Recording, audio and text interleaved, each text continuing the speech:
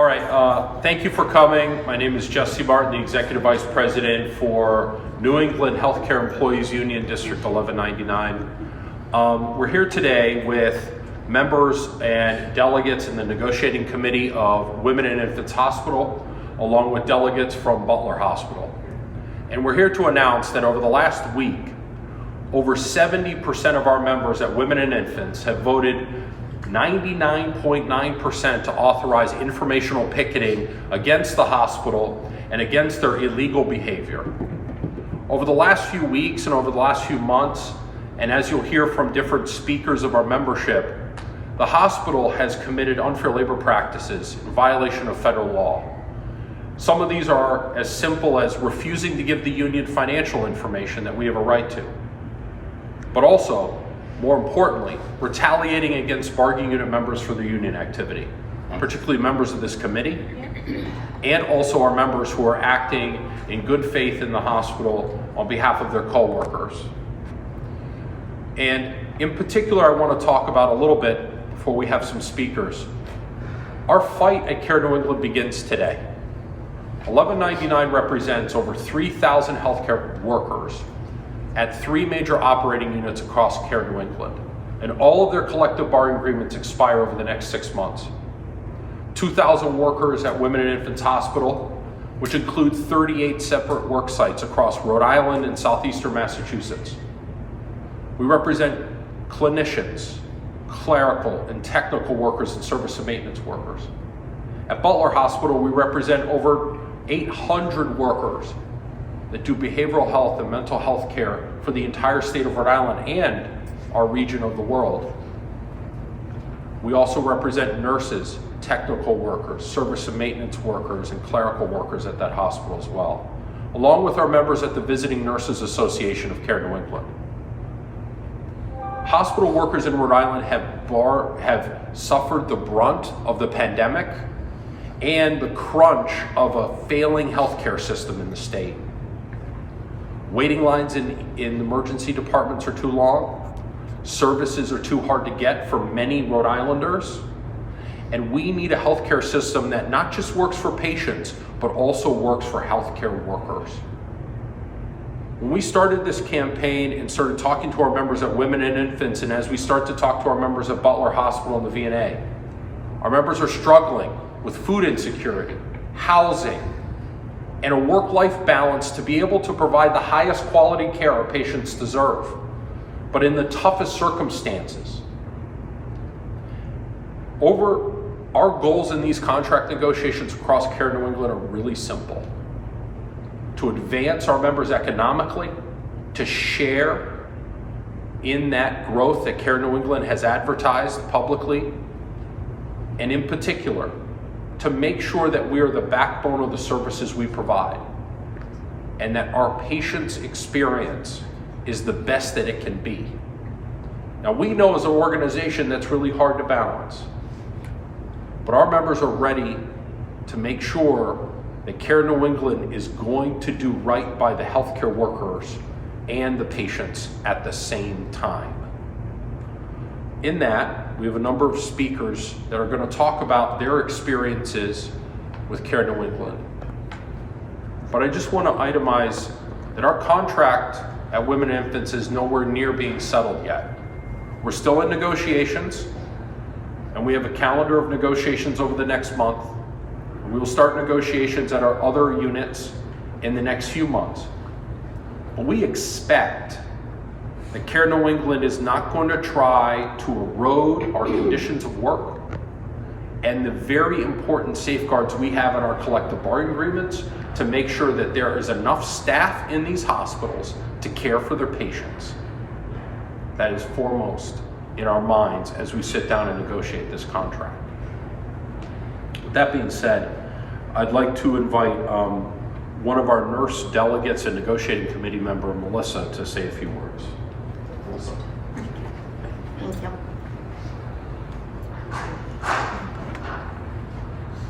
Good morning. My name is Melissa Blaze. I am a labor and delivery nurse, and I have been at Women and Infants Hospital for the last 24 years. My journey at Care New England began at a very naive age of 15, first as a volunteer, then as a candy striper. But the kitchen, the dietary department, was my first actual real-life job. There, I would spend countless hours after high school serving trays to our excited new moms, and other times crying with our newly diagnosed oncology patients. The housekeeping department was next up. I learned what a physically demanding job really felt like.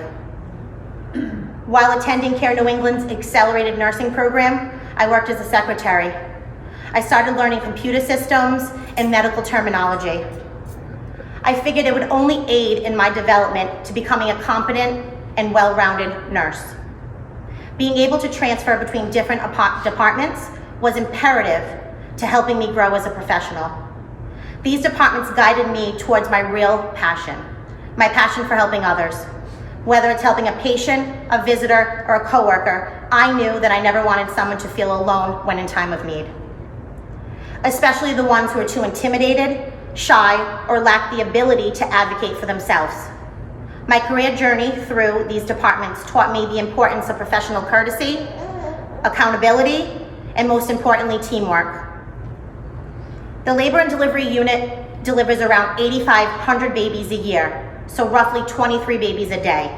We provide a safe delivery for our families, regardless of gestational age. In the event of a loss, we provide thoughtful care dedicated to the needs of the family. Becoming a parent is exciting, but also very scary. Since becoming a bedside nurse in 2008, I have noticed an increase in higher acuity patients. A high acuity patient is defined as a patient who has an acute or long-term medical condition requiring specialized care. High-risk pregnancies have become much more common in our field since COVID. We care for a large portion of women suffering from pregnancy complications on top of their underlying medical conditions. Rates of addiction, homelessness, and interpersonal violence have skyrocketed in the last decade. We are not only their nurses, we are there to coordinate resources to ensure patients have the best possible outcomes once they leave our hospital. Our unit is struggling. It's run down, cluttered, and lacking equipment.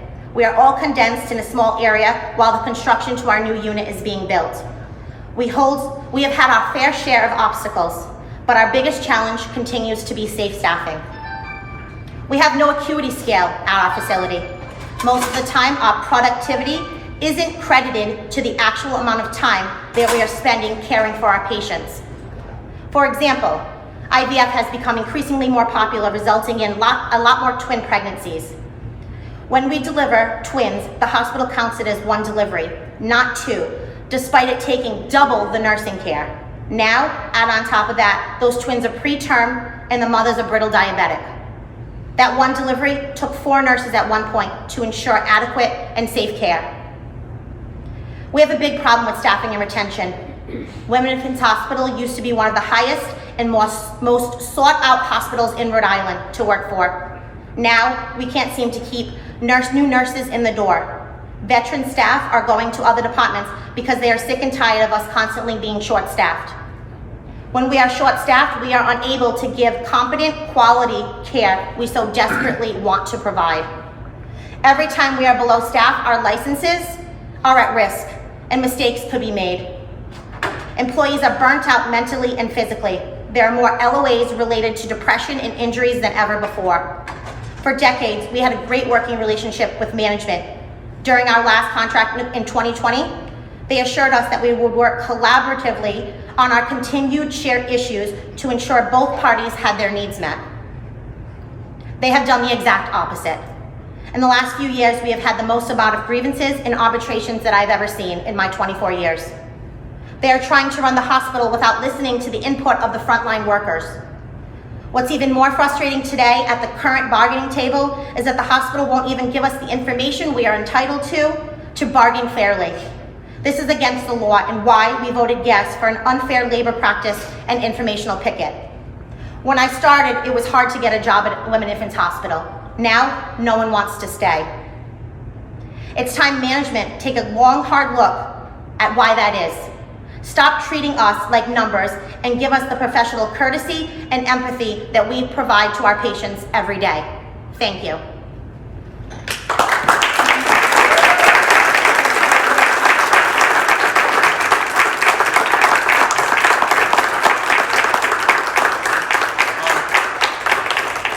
want to highlight something Melissa brought up more directly, and then we'll hear from another member of this committee and our delegate body from Women and Infants.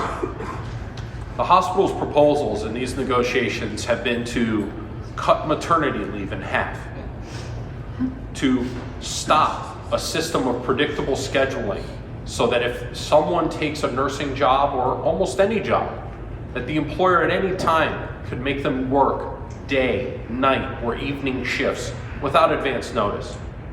To take away the right that Melissa had as a bargaining unit member to be able to move throughout their career, come in one place, and advance their life, advance their family through their work at the hospital, through their work in one union, one retirement system, to be able to do better for themselves and their families.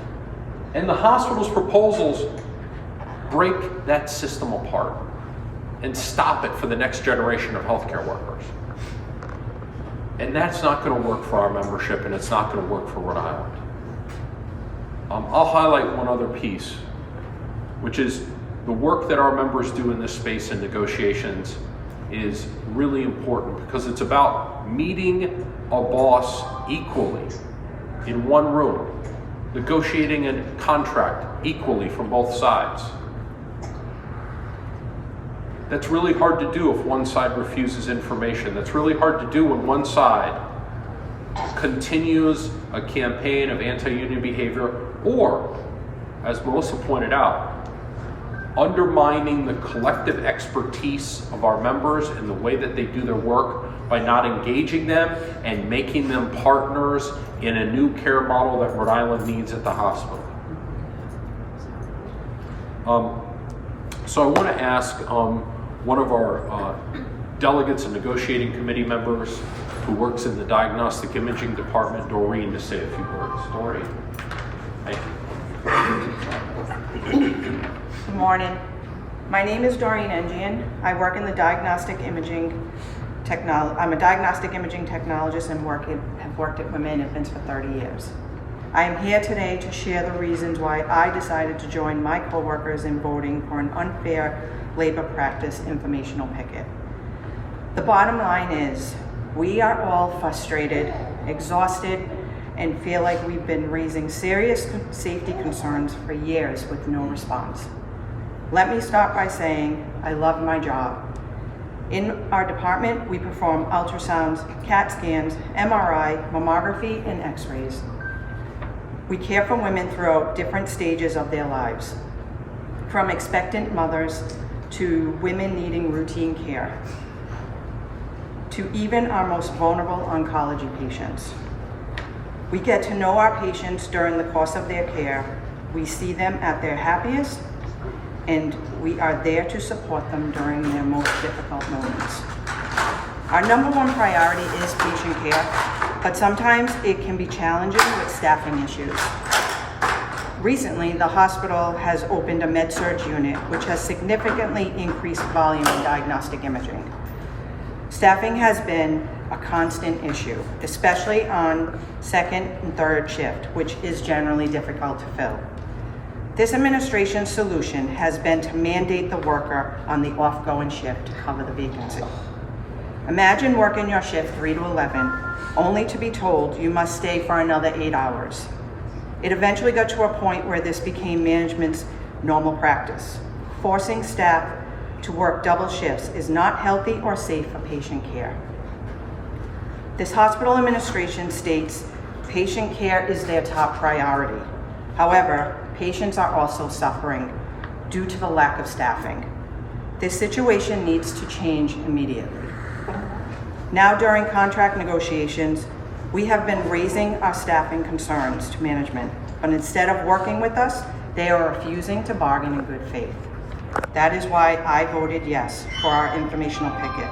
We need management to follow the laws and our contract. Thank you.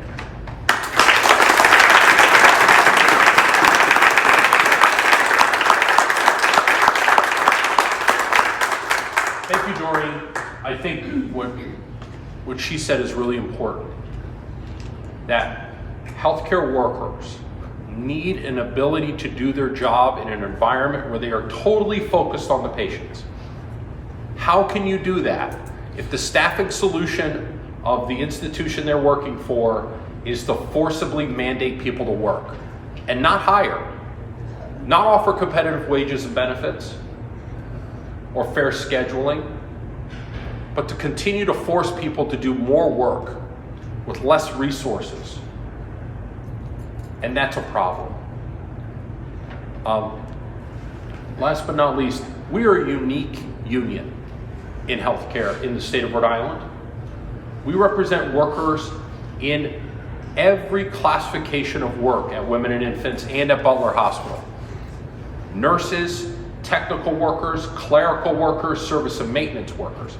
And a big part about our proposal and the needs of our members and Rhode Island is to have a healthcare system that's responsive to the diversity of who needs services and who works in healthcare. We've made proposals in these negotiations to make sure that our members have access to workplace rules, education, and their own benefits in the 3 primary languages of our membership: English, Spanish, and Portuguese. With that, I'd like to ask Alcida to come up and speak about her experience with Women and Infants. She is a delegate, a bargaining committee member from the Environmental Services Department. Thank you. Good morning. My name is Alcida Moda. We have problems with supplies. We are short working with not having Purell mops and soaps. Our linen bags are cheap. They rip when we pick them up. We try to talk to managers about the bags and supplies. They say they'll be looking into it. We also have problems with communication. We try to talk to managers about grievance, and he shut the door in my face. We used to have meetings with managers once a month. With these new managers, we cannot have meetings. HR will only communicate with us in English. We ask HR to give us Portuguese and Spanish materials, and they say they will be looking at it. This is why I vote yes for labor picketing. Thank you, Alcida. Thank you.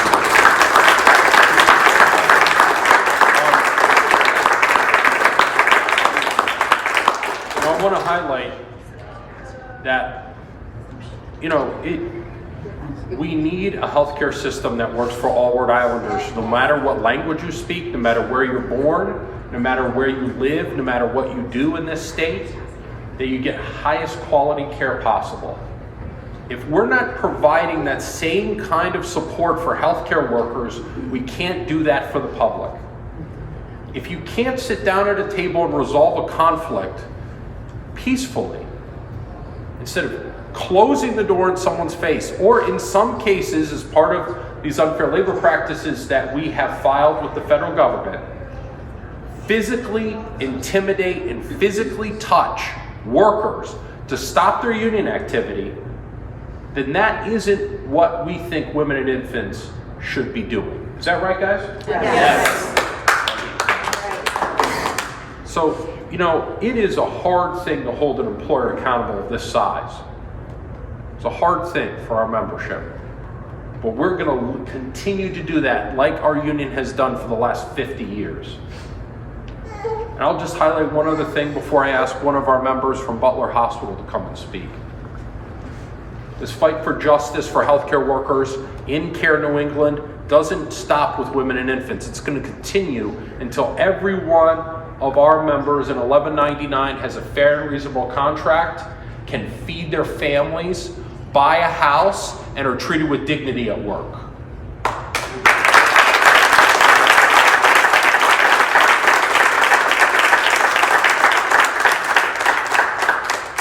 And so I'll just say that these anti-union tactics, we demand they stop immediately.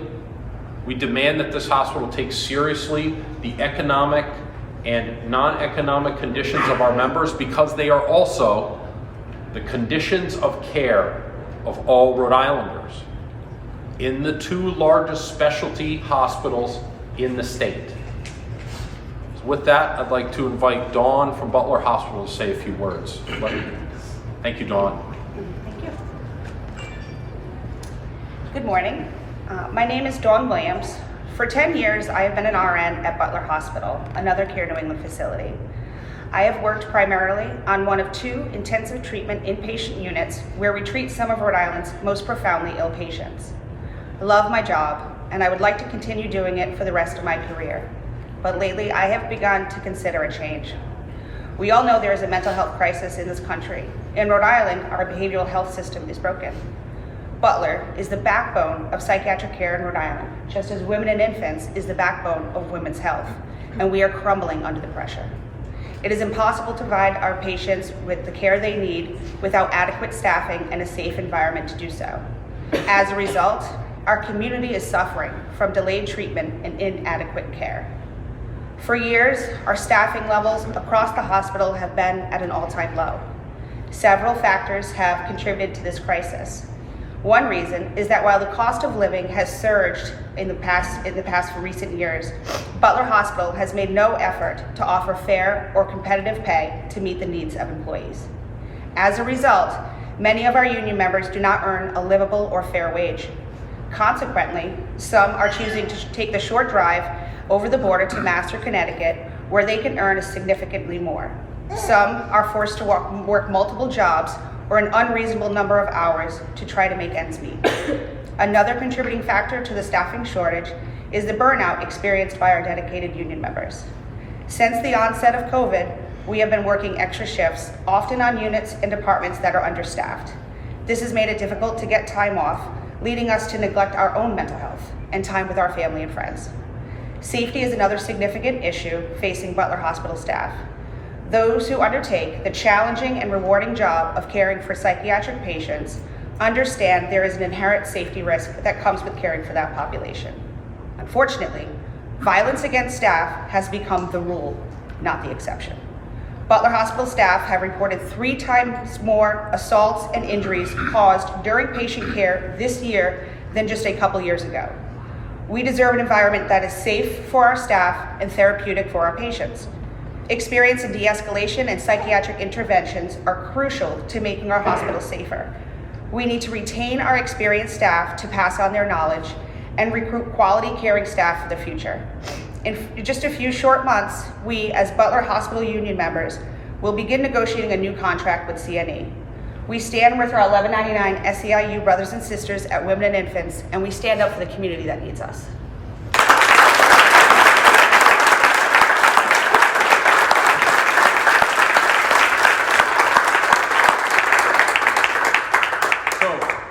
On November 12th from 6 a.m. until 6 p.m., our members in front of Women and Infants Hospital will be picketing, drawing these concerns to our communities, to hold this employer accountable, and to make sure that Women and Infants and Care New England understands that no matter what an 1199 member does, we are standing with each other.